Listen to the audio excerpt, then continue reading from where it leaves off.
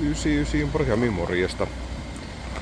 Meillä olisi Japanista saapunut tämmönen äärimmäisen siisti Suzuki Every Wagon. Nää on sit tosi hauskoja laitteita, eli Japanin tommonen kei-auto. Se on iso kulttuuri tuolla Japanin puolella ja näitä ei ihan hirveästi täällä vielä Euroopasta ja Suomessa ole.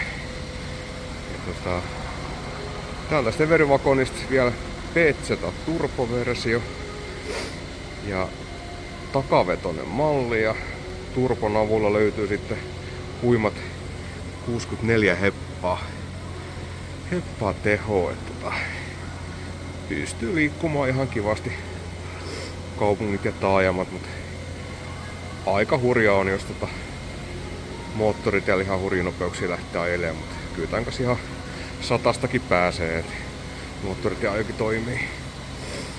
Ja tosiaan kun tää on Wagonin malli, niin siinä tosiaan tää on tarkoitus niin pieneksi tila-autoksi. Ja kun on kei-autoluokka, niin muuten koko auton leveys, niin pituus saa olla 3,4 metriä korkeintaan tän ikäisessä. Et yllättävän paljon siihen pieneen tilaan kyllä sit tilaa saatu tonne sisällä aikaiseksi. Ja nyt taas tosi pieni näppärä auto ajella muuten yleisesti.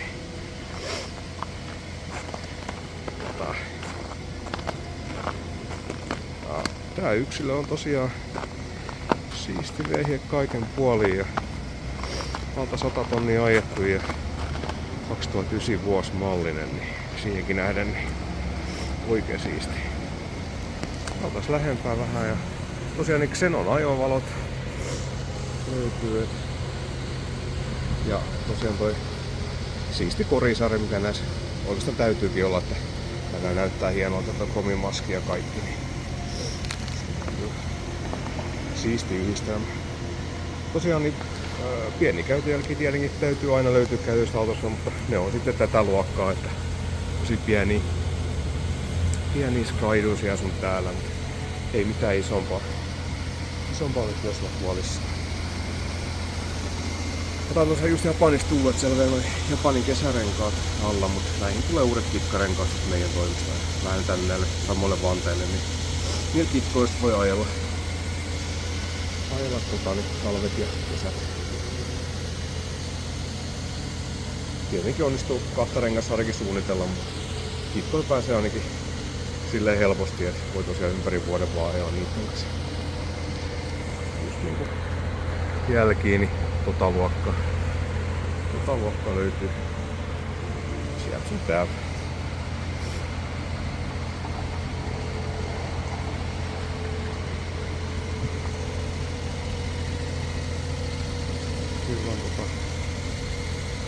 On tosi siistiä, että muutama näitä ollaan Suomeen tuotu ja ihan siistempää vähän menee. Menee kyllä mitä näitä on nähnyt ominkin silmiin.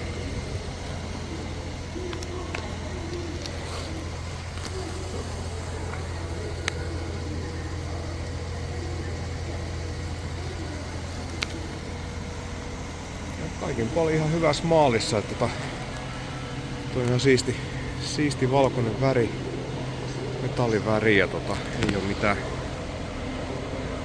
semmosia lakkavaurioita tai muita, et kattokin on hyvässä maalissa. Näissä on perinteistä metallilista kun tässä on, niin näissä on toi kosteus sit aina makaa, et noi voi siistiä jos haluu, mut ne ei näykään tosiaan mihinkään ennen kuin sit nostaa vaan katse tonne katon puolelle. Toi on vähän niinku näissä kaikissa sama homma, kun kumminkin 15 vuotta ehtii tuo kosteut tuolla muhimaan, niin jos haluaa, niin voi vielä siistiä pois.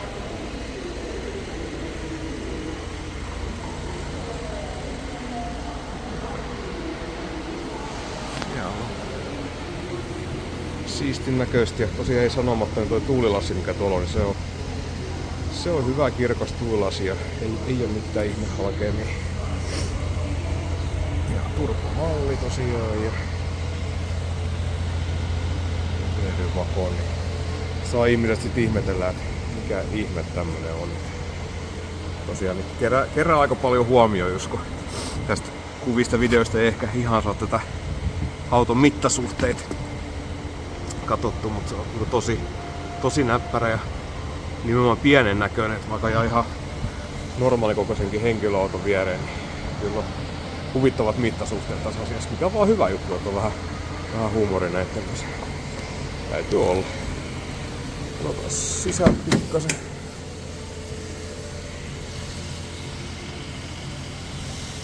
Niin sanottu siisti linja jatkuu täälläkin.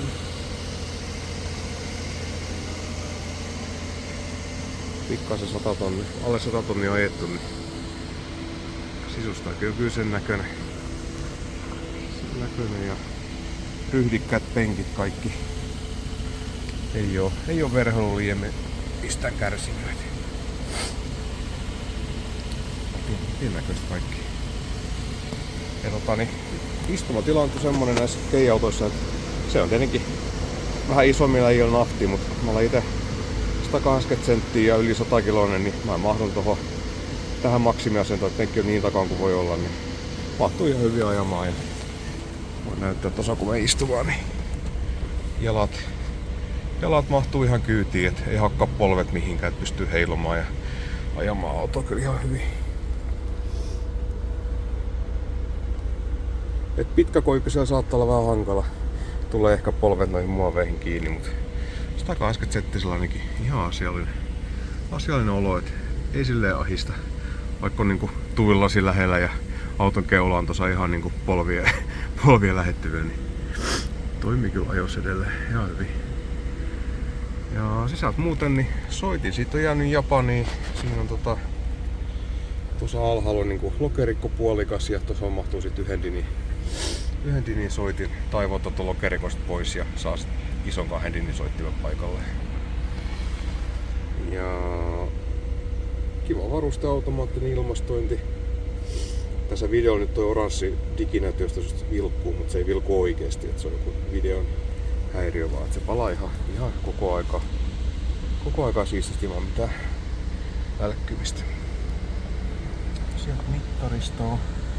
Auto on tosiaan käynnissä ja kylmäkäynnistys, niin on vähän korkealla ne kierrokset tällä hetkellä, mutta saadaan ne sitten laskemaan hetken päästä. Ja no bensavalo palaa, mutta siinä nyt järkkääntyy kyllä, että saadaan sinne polttoainetta.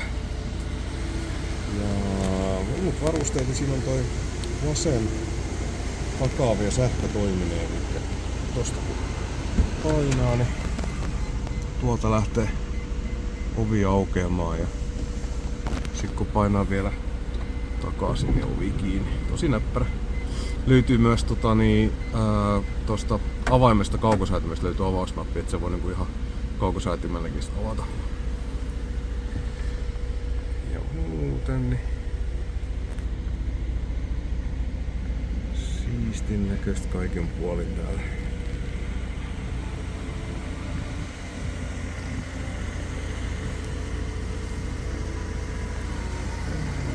Siinä on tosiaan 4 sähkölasit vielä ja sähköpeilit ja kaikki tämmöiset olennaiset.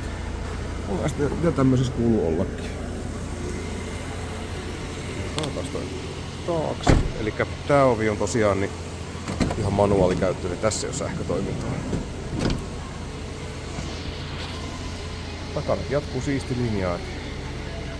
On pätevän näköistä täälläkin. Ja se missä se tila tässä autossa sit on, niin sehän on niinku täältä takakontista iso kontti. Ja totta kai tosi korkea tila, eli siinä on kyllä monenpuolista ratkaisua. Ja toi takapenkki, niin tää on niinku 4-paikkainen, eli 2 taakse 2 eteen. Ja näin, jos haluaa lisätä takatilaa, niin noi takapenkit sit menee vielä niinku työntyy tuonne eteenpäin jalkotilaa, että sinne saa kyllä tarvittaisi tosi ison tila. Sitten se näyttääkin, miten se penkki tuossa liikahtaa. Ja tosiaan sen napin ja kaukosäätimen lisäksi sitä ovea voisi myös avata niin, että vetää se kahvasta kerran vaan, niin se toimii ihan sähköllä. Ja tosiaan niin nopeasti, jos haluaa lisää tilaa, niin ei tarvitse muuta kuin pistää ensimmäisen moodiin. Ja jos toi tila ei riitä, niin se voi vielä täältä takalenksusta nostaa. tommosen asentoon. Ja sitten se voi vielä painaa alas, niin siitä tulee kohtuutasainen tila sit. Ja toi toinen penkki tosiaan menee samalla tavalla, niin siihen saa sitten aika kivasti kyllä tilaa. Ylöspäin samaa hommaa, että vedetään ja työntää taakse ja no, väärä käsikäytös. Noin. Ei se paljon helpompaa kyllä voisi olla. Ja sama juttu vetäsee kahvasti. Ovi menee itsestään kiinni. Tonni.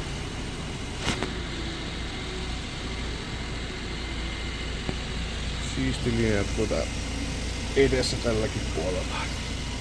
Ei kyllä mitään. Tää ihmeellistä vaikka tässä siistis käytös on. Ja katsotaan vielä. Mitäs nyt näin tuossa kun meni ohi, niin tossa on vielä hiveiskujen tai semmosen raapujen jälkeen, niin tossa on joku pieni epätasaisuus. Osuus vaan äsken tuossa valosilmään. Videoidaan sekin, niin ei tuu yllätyksiä. Tosta on pientä. Tosiaan niin moottorihan löytyy. Ei keulata, noista ei mahtuiskaan mitään, että miettii kuin lyhyt toi väli on tossa, niin tuolla etupelialla on oikeastaan valasipesu, täyttö ja jarruneste, säiliö ja tämmöstä. Ja itse moottori sit löytyy tosta mukavasti kustinpenkin alta. Ja sama jos tämmösen hankit ja tulee ihmetys, niin myös toi bensaluukun avaus sit löytyy tuolta. Tosin piilossa aiheuttanut vähän ihmetystä. Katsotaan saadaanko nyt näppärästi vielä auki, eli tuolta noista kivut ja sen jälkeen ottaa tosta penkistä kiinni ja täältä muun muassa pääsee sitten vähän huoltoa tekemään. Sama kiinni ja verhoilu siistiksi, niin se on läppärä. Joo, tämmönen peli, jos kiinnostus heräsi ja pikkas alkoi hymyilyttämään tän näköinen auto, mitä en kyllä yhtään ihmettele, niin pistän teidän myyntipuolelle vaan viestiä ja katsotaan siitä sitten hommaa eteenpäin.